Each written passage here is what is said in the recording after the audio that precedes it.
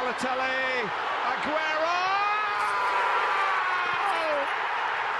They do have a timeout. Decide not to use it. Curry, way downtown. Bang! Bang! Oh, what a shot from Curry!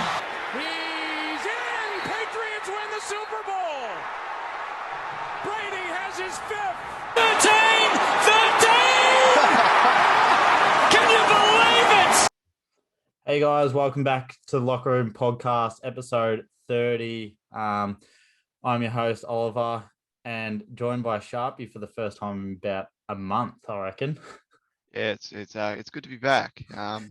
You welcome everyone, and I'm sorry you had to deal with Lockie for a long time. Yeah, you've been copping a bit of heat while you've been gone, haven't you? Yeah, but I'm back and deal with And- Lockie this week. And Lockie's gone. Yeah. Hopefully permanently. Hopefully I don't sound too weird. Obviously, I've been a bit cooked lately, but I'll try and power through this.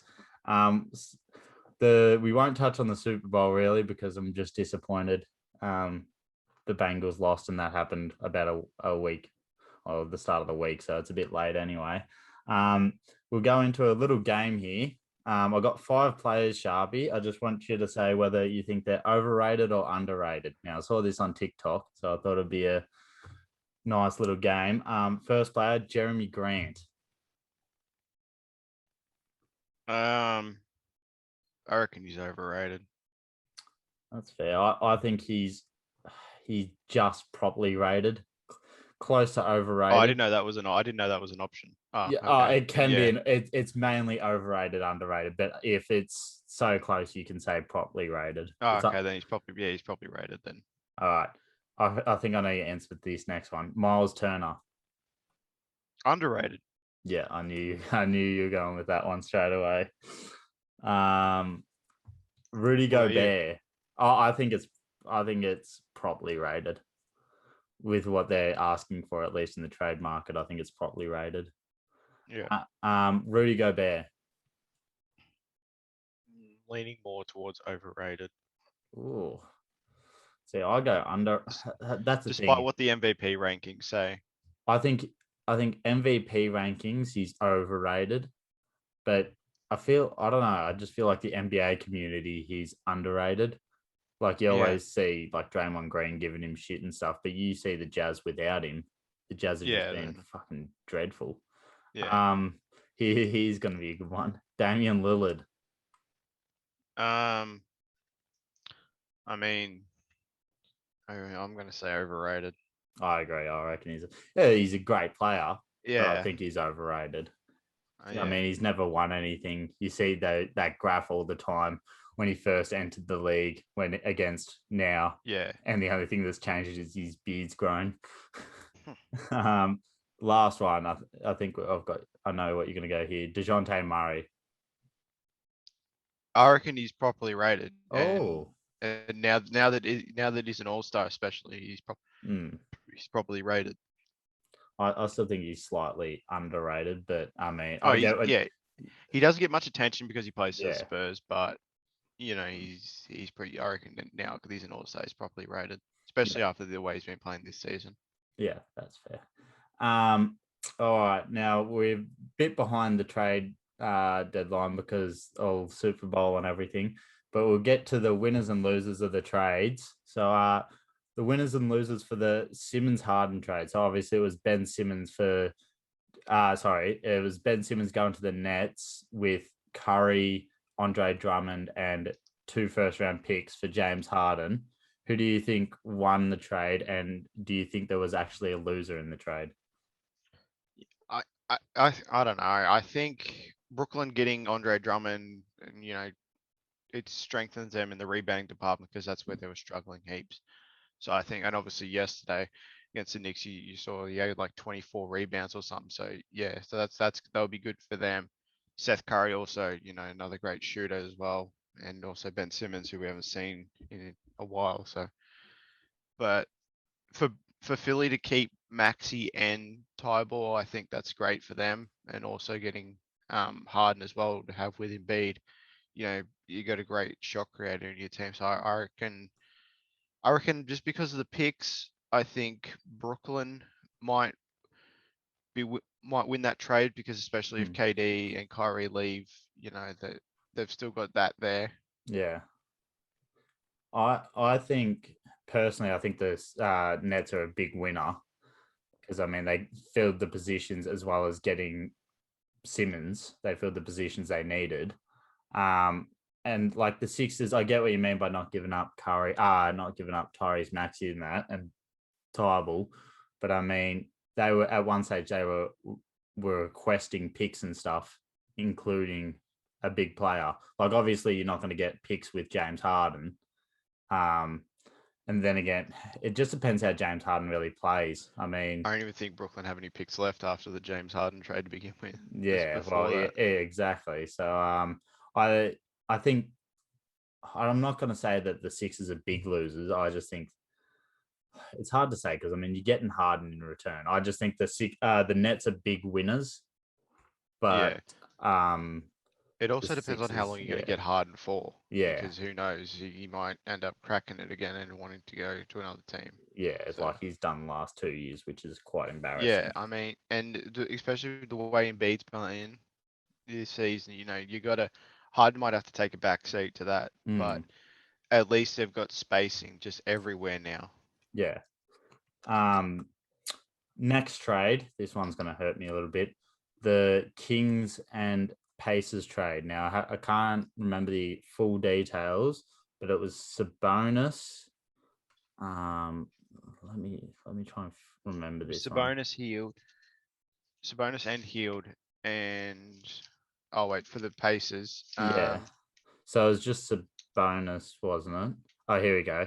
Sabonis, Holiday, and Lamb, and a second round pick for Halliburton, Heald, and Tristan Thompson. And Tristan Thompson's just been bought out and he's signing with the Bulls. So it's basically just Yeah. Halliburton and Heald. Who do you think the winner of that trade is?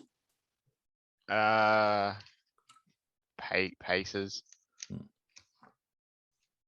Especially I with the reckon. way Halliburton's playing. Yeah, I think that's handy. I think it's interesting though because I feel like both teams have benefited from it. Because like you look at Fox since the trade, he's been playing pretty unreal. And I mean, you got Sabonis, who's a good player, all star, but he just can't shoot, and that's a problem Yeah. with De'Aaron Fox as well. He doesn't shoot many threes.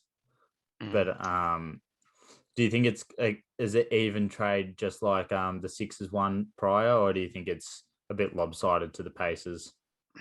I mean, the best player in that trade was Tyrese Halliburton, so Hmm. it's not like it's a blockbuster trade, but yeah, it's Yeah, it's still a good trade for both teams. yeah. I slightly lean Pacers as well, but I don't think the Kings. Yeah, It depends what the Kings want to do, though. Do they want to? I think they're obviously going for the play-in, and I yeah, think they should get it with that team. mm, But then again, it's the Kings, so they're a terrible franchise. yeah, and the Pacers were actually on deadline. They were actually looking to move Buddy Hield straight away. They were Yeah. trying to flip him, but obviously there was no takers for him. Um, Porzingis trade. Now, obviously, as a Knicks fan, we're not talking about the Knicks Porzingis trade. We're talking about his Mavericks trade so he went to the Wizards with the second round pick for Spencer Dinwiddie and Bertans. Do you think there's a winner in that trade? Well, you could say the Wizards because I don't know what Dinwiddie's going to be doing. Bertans really offers nothing on defense, so it's a bit hard for the big man department. Latvian for Latvian in that That trade. big Latvian laser. But Mm-hmm. I think he's a perfect fit for. If anything, I'd be more looking at Bertans' name than Dinwiddie's name because I don't know how, but the Mavs are like really good at defense this year, but their offense has been the one that's letting them down. Whereas in prior years, it's the other way around. And if Yeah, you've got Bertans, who hasn't been shooting great lately, but everyone knows that he can shoot above 40% from the three when he's yeah, on. I think him next to Luka is the big one to look out for, and especially when who knows what's going to happen with Jalen Brunson next offseason, whether he is a restricted free agent. I can't remember the. I think he might be an unrestricted free agent, So he could but easily go look yeah, for money. and obviously, there's a lot of teams sniffing around him. Mm, One being the Knicks, and Dorian Finney-Smith also signed that extension yeah, as well. Dinwiddie's on a 3-year, $62 million contract, so who knows how long? Like whether there's a team option there or a player option, no, I don't know, but mm. I guess we'll see. I think Dinwiddie can. If Brunson does leave, I think that's a good role for Dinwiddie to take up at least. Yeah. Not saying the Mavs are going to be contenders for this, but I don't mind it from either side of either team really, because Porzingis wasn't working out there, and you're not going to get much for him in return except for what Yeah. they got. And I just want to see him healthy playing for the Wizards, because I mean he's going to be if he does return this season, which I don't know if it's likely or not, and without Bradley Beal returning at all, he's going to be the number one option, you would think. Yeah, well, especially the way Kuzma's been playing this Yeah. season as well. It might depend on how much usage Porzingis gets. Yeah. It should be interesting to see. Yeah. We're getting to some boring trades. Not boring trades. This one's still a little bit interesting. So the Spurs traded Derek White for Josh Richardson, Romeo Langford, and 2 first-round picks. I don't mind this trade for the Celtics because I quite like Derek White, but what do you think about that trade? Yeah, well, they're getting Spurs are going to get a young player in Langford. Obviously a great defender in Josh Richardson to pair up with DeJounte Murray, which could be nice. Derek White did play well yesterday for the Celtics. I think he played about 40 minutes as well. He had a plus minus of 41 as well. Yeah, against Philly, I think it was. And now Pop's 4 wins away from breaking the record, which is cool. It's just a bit mediocre trade. It's nothing that exciting, but the 2 first-round picks could be something. And one last trade that I don't really think we need to talk about what's going the other way, but Harold to the Hornets, I think that's a pretty good get for them with how limited they can be at times off the bench in the big man role. Because I mean, PJ Washington hasn't been that impressive this year. Do you like that get for Hornets? Yeah, it's a great get for them. Yeah. Like I said, PJ Washington hasn't been anything special for them, but I'd like to see him do well on another team. Especially, I think it's his contract year as well, so who knows what's going to happen in the off season for him. Well, he was rumored to be getting traded to OKC and all that stuff at one stage, or whether I did see that. Yeah, you're just seeing heaps of stuff like that. But OKC obviously just making a trade for KZ Okpala and then waiving him straight away. Yeah, that was odd. That was odd. Basically just to get a better draft pick, basically. So that was boring deadline for us, but can't complain too much. That's all the trades we really have for now. We'll get into that time of the week.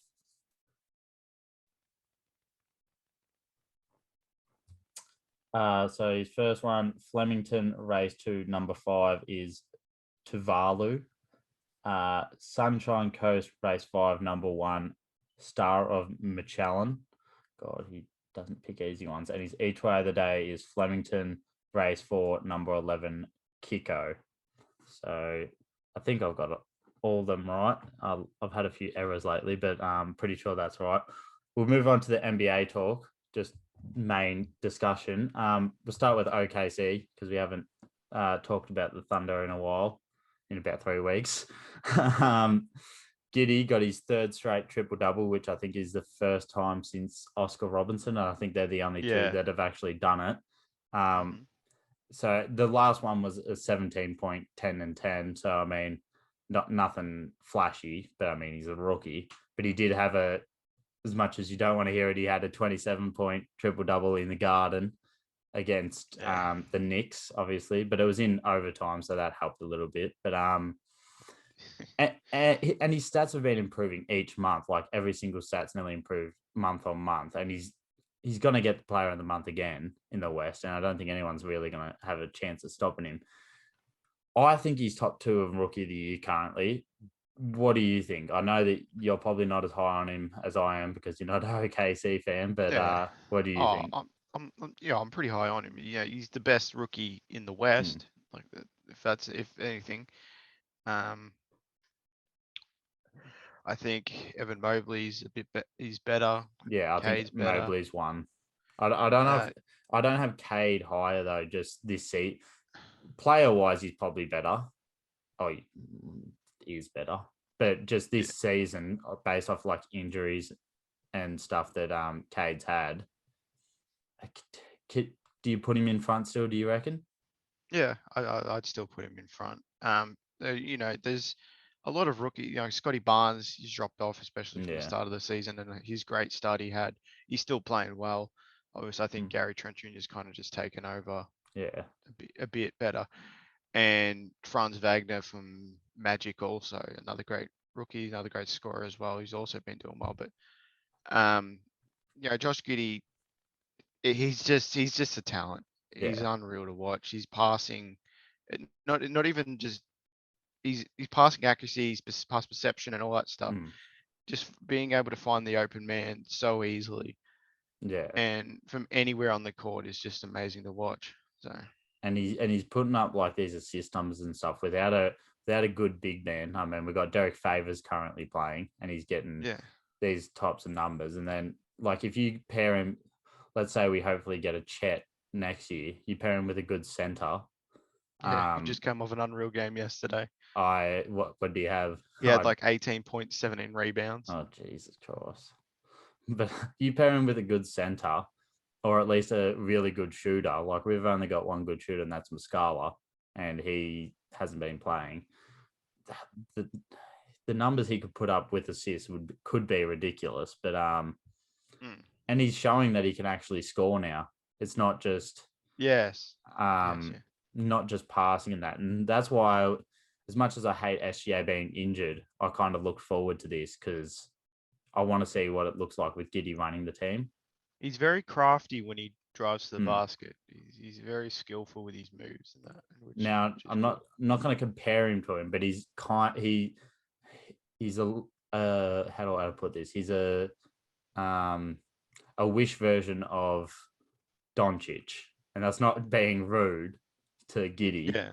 but like he goes into the paint pretty slowly, but figures his way around it. But there's also another Thunder rookie I want to talk about, and that's Tre Mann.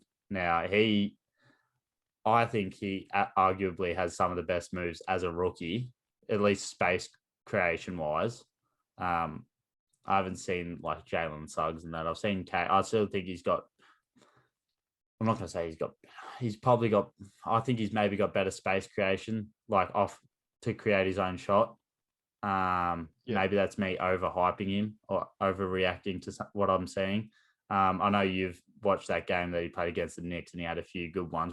He had 30 points against the Knicks, and then backed up with 24 against the Spurs. What do you think of him? I wouldn't want an outside view on him. I kind of turned it off halfway through when we started blowing the lead, but yeah, he's a great player.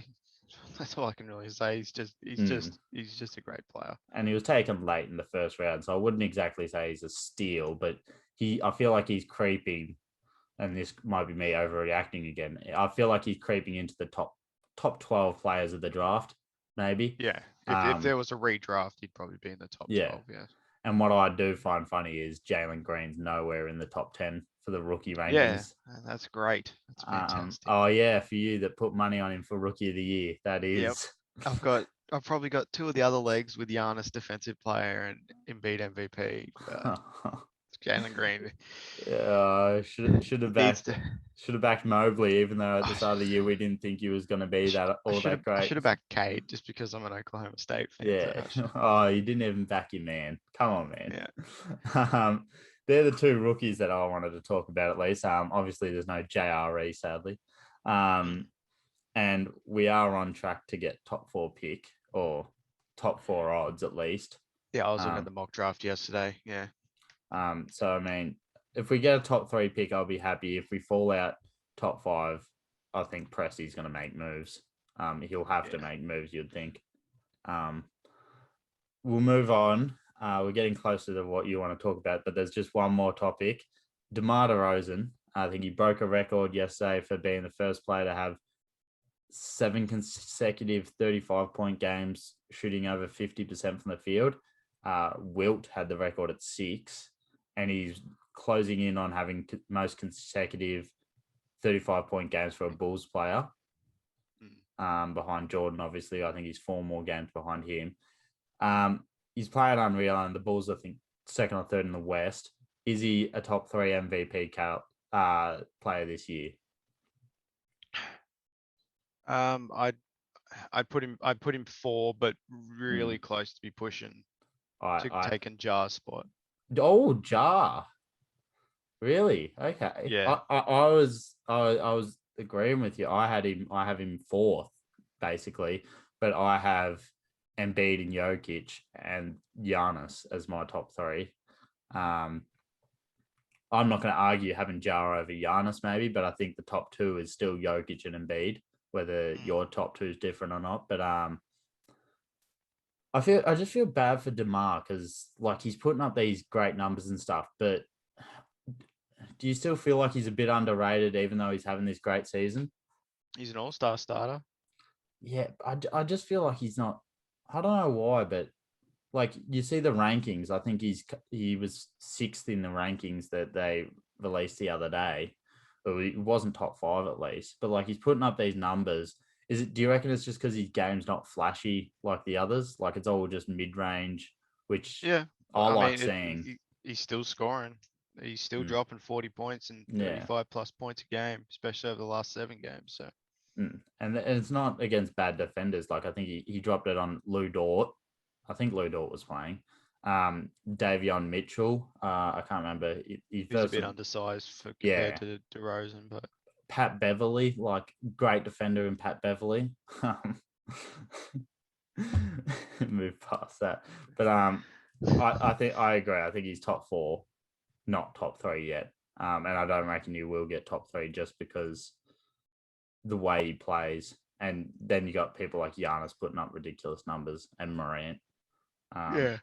If Morant can stay healthy at least. Now we'll get on. I'll let you lead just with the Knicks in general. I think they've lost a few in a row. They obviously lost last night. They gave up a 28-point lead to the Nets without Kyrie, KD, or Simmons. And then they lost to OKC in overtime without SGA and Dort. And they lost another big game. So I'll just let you go on with that for a bit. Yeah, we lost to the Lakers after having another comfortable lead going off to a hot start. And what I want to know is what the fuck are Tibbs' rotations? IQ last night, came off a pretty bad. He's come off a pretty bad stretch. I think it was 2 for 20 over the last few games. Came on and in 20 minutes had 7 for 10 from the field, 18.6 rebounds, 4 assists in 20 minutes. And they were probably in about 4-minute stints, knowing Tibbs, because he's terrible. Alec Burks last night, 26 minutes, 3 points. And he was on nearly to the end, till the last minute, until Tibbs finally brought on Emmanuel Quickley. And what happens when Tibbs brings on Emmanuel Quickley? Emmanuel Quickley scores straight away, gets to the basket really easily, can space the floor really easily like he did. And Alec Burks, all he cares about is getting to the free throw line and barely even doing that well yesterday. It was absolutely pathetic to watch, and I'm sick of watching Alec Burks run the offense because we've got no other point guard, and it's maybe just a bit boring to watch Randall sit on the half court and dribble and do a stupid step back mid range. We're the first team in the last 25 years to blow 3 20-point leads in a month. That's terrible. And I'm not even surprised. We're warned about this by the Wolves fans, and saying about how bad his rotations are. I think Brad, our Bulls friend, said that as well. And for him to come out in the press conference yesterday and say, you're not just going to give minutes for the sake of giving minutes. You got to play hard and all that shit to earn those minutes. That's a load of bullshit. Because why the fuck is Kemba starting, and why is Fournier starting over Deuce McBride, who in the G League is averaging 31 points, 11 assists, and 7 rebounds? in the G League. I know, oh, it's a G League. Who cares? He's still doing that. And over Cam Reddish, who was averaging over 24 points in a great stint and can play defense and can shoot about 90% from the free throw line. I- It's just stupid for him to Mm. come out and say, "Oh, because we don't have a point guard and stuff," and then for Deuce to be doing that every game. For Quentin Grimes only just got in, but he's only getting in because, God forbid, you played RJ Barrett too long because you thought you'd go on a run with 2 minutes left, down by 17. You think what you're just going to jack up 6 threes? No, idiot. And also, why is Randall stat padding still at the end, and Randall's just gassed? Randall's gassed because you're playing him fucking 40 minutes a game when Obi Toppin's right there who can come on for Randall and at least, I don't know, maybe fucking do something. He's great on transition. He can defend. His 3-point shot's bad, but that's fair. Play him at the 5 or something. Who cares? We don't need Taj Gibson playing 25 minutes in 2022. It's an absolute joke. And at the end, also, Mitchell Robertson and Julius Randle going up for the rebound. No communication, no boxing out whatsoever. Let's Bruce Brown get in and get the rebound, pass out to Patty Mills, and I think he passed it across court to Cam Thomas. And surprise, Cam Thomas, who was just on He fire. missed a three. He missed a Did he? three. Yeah, he missed the did corner miss a three? three, Oh, no. and then he got the rebound while he was leaning Oh out yeah, of bounds. it went out of bounds. Yeah, And didn't then, it? Yeah, that was. yeah. Yeah, then Cam Thomas probably scored again. It's just Tibbs putting no faith in the rookies whatsoever. You look at all the other big teams and all the contending teams, and not just that, but just any team. What they do, Phoenix, they put faith in Cam Johnson, Mikal Bridges, Ayton, obviously. Brooklyn, they put faith in Cam Thomas, David Duke Jr., Kessler Edwards, Day'Ron Sharp, whilst all their big players are gone. If we had Randall gone, Tibbs would play Alec Burks at the power forward. Tibbs was experimenting with Taj Gibson at the 3. Tibbs never puts Jericho Sims on, who was an amazing center at Texas. Lakers, Austin Reeves, and I know he's not really a rookie, but Stanley Johnson, who's been on multiple teams, but at least they're putting faith in him. Philly, Tyrese Maxey, who was picked 2 picks before Emmanuel Quickly, is now starting for Philly. Denver, Bones Highland. Boston played Grant Williams 41 minutes last night, and against the Pistons. I know they lost, but he plays great defense and can be a solid role player for players like Jason Tatum and Jaylen Brown. You need to accommodate your star players. Our star players are apparently Julius Randle and RJ Barrett, which is fair enough. But you got no one to accommodate them because you got Alec Burks running the offense for some fucking reason. It's just disgusting.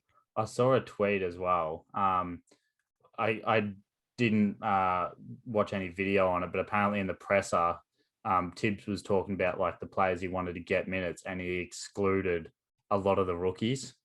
I think Cam was one of the ones that he excluded as well, and it's just like you've just given up Why the did we first trade round for him? Yeah, I know, and that I know it wasn't our pick, but it was probably a sweetener just to get Kevin Knox, who was going to probably leave in free agency anyway. Cam Thomas at the start of the game was shooting 2 for 11 to start. Yeah, he was shooting terrible, and he finished on the court. IQ shooting 6 for 9, and Burks was still on the court. Do you reckon if IQ was shooting 2 for 11, that he would still be on the court at the end of the game? Well, actually, I want to bring that up because that's something I'll get to in a second. Grimes had a good game against OKC as well. Every time he got the ball and shot, I just thought it was going in from 3. I think at one stage he was 5 of 8 from 3, and they just stopped really giving it to him on the 3 for some reason. But I know you hate Tibbs, but I want your thoughts on this. So obviously it was in overtime. It shouldn't have been in overtime anyway, because OKC have they're ranked 30th in everything on offense at least. And you just let us score 124 points. Obviously there was still overtime, but the Knicks defense is worse than OKC's defense this year after Knicks had a really good defense last year. Just your thought, the play that the Knicks drew up, it got quickly wide open for 3 in the corner. And I think it was a good play, but the question is, you had Quickly, who played 15 minutes that game. He was shooting 0 of 6 up until that point and hadn't scored. Do you think that's a good play because you think they're not going to pass it to him because he hasn't made a shot this game, and it's good because he's got a wide open shot? Or do you still try and force it to someone that's like, say, Quentin Grimes that's hit a few threes in a row? What would you Well, have preferred as a at Knicks that fan? situation, you just got to find the open man, Yeah. and that's it. If he misses, he misses. The Yeah. game where RJ Barrett hit his game winner, he didn't do much, but he still hit that game winner. So Yeah, I you know, really like that play call at least. it's That where one. you got to put trust in your teammates Yeah, to do that stuff. which you don't There's expect no, from Tibbs. yeah, there's no hero. There can't be a hero ball situation there. But no, Do you it's want just Tibbs disgusting. fired this season, I or don't want him. I don't want him you? here next season. But would you prefer him to be out of? Would you prefer a changeover now, or wait until the end of the season so then the next coach can actually come in and Well, make his changes? well, now would be the best time because the All-Star break. But if that would happen, you would have had to identify what coaches you would have wanted. Kenny Atkinson, Johnny Bryant, who's our assistant coach, who's known for his player development, would be awesome. Kenny Yeah. Payne, who's one of our assistant coaches as well, was formerly at Kentucky, another great development coach. I just want to see the rookie. If we're going to lose, at least lose with the rookies and stuff. Look at OKC. If they're losing, they're losing with all the rookies and that. They're not given veterans, even though they don't have many. They're giving them favors. Yeah, they're giving the centers minutes. They're starting JRE, who was picked 53, I think. Yeah. Oh no, that was Wiggins. Was it? Wiggins they're was still playing 53. him. JRE was 30. They have started Wiggins. Yeah. Sometime this season, I guarantee. He started 9 or 10 games, I think. Yeah, and what's the harm in developing these players? Yeah. What's the harm, especially and for Leon Rose to not make a move on deadline was absolutely pathetic. To not even just say anything of why he did it, and for Tibbs to say, "Oh, I like this group of people." What is it about Nerlens Noel not grabbing, being able to catch a ball? Do you Paddle like? hands. What is it about Nerlens Noel being injury prone as shit? Every in a back can't even play back to back.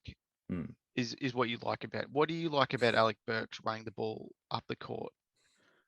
There was a trade apparently that it was a 3-team trade between us, the Lakers, and the Raptors. Apparently, we give Alec Burks and a first round to the Raptors, I think, and we get Goran Dragic a second round. I can't remember what. The Lakers, the Raptors got. I know the Lakers got Alec Burks. The Raptors got Taylor Horton Tucker, and a 2027 first rounder, I think. And yeah, we got Goran Dragic in a second round.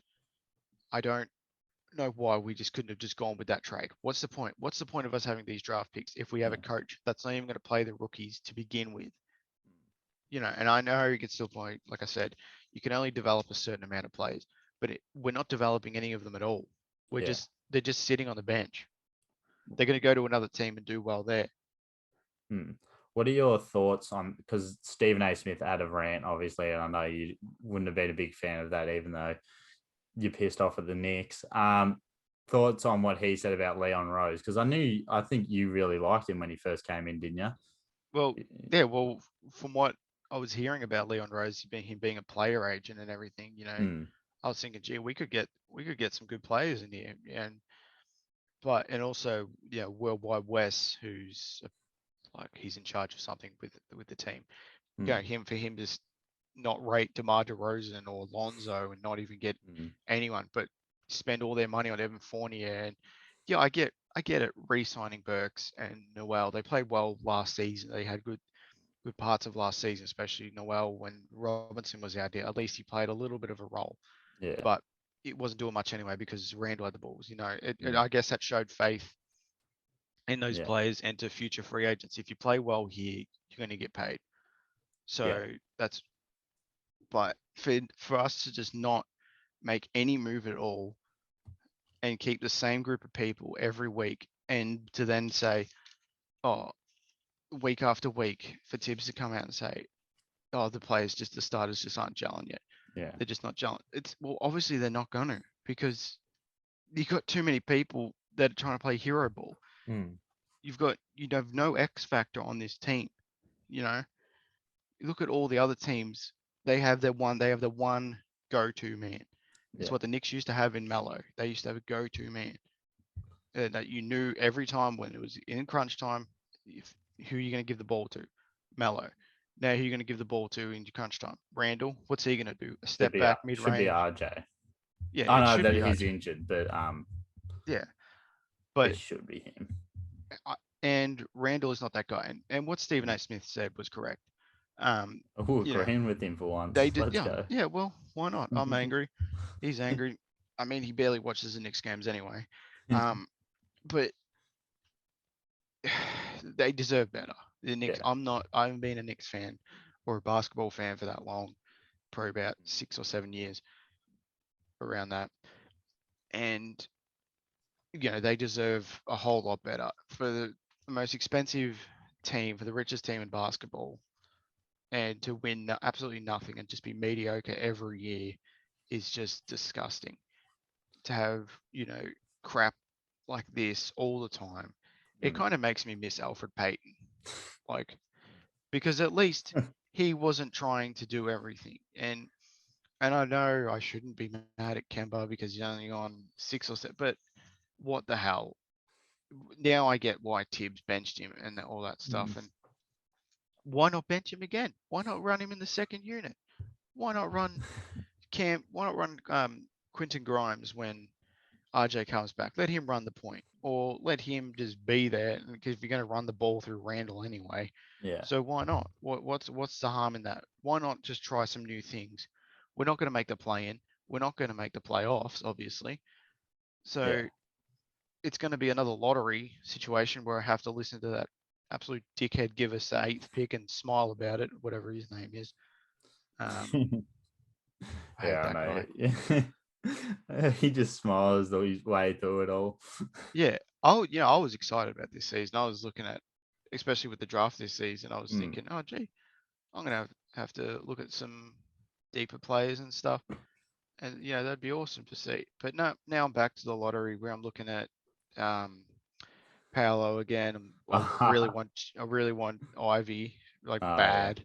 I really want Ivy. Shaden Sharp should be interesting, and Jabari Smith and all that. But you'll get a Sharp jersey if he goes to the Knicks, surely. Yeah, that'd be awesome. Even though it's got an E on the end, but yeah, true. True.